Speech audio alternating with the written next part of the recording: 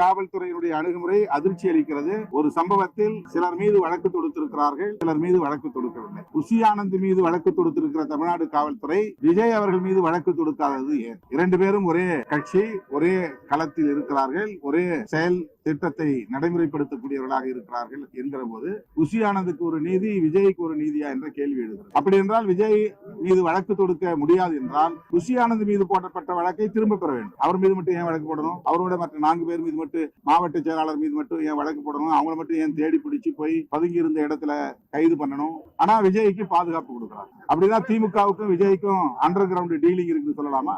நடிகர் விஜய் அவர்கள் மீது எங்களுக்கு எந்த வன்மமும் இல்லை. அவரை கைது செய்ய வேண்டும், சிறைப்படுத்த வேண்டும் என்று நாங்கள் வலியுறுத்தவில்லை.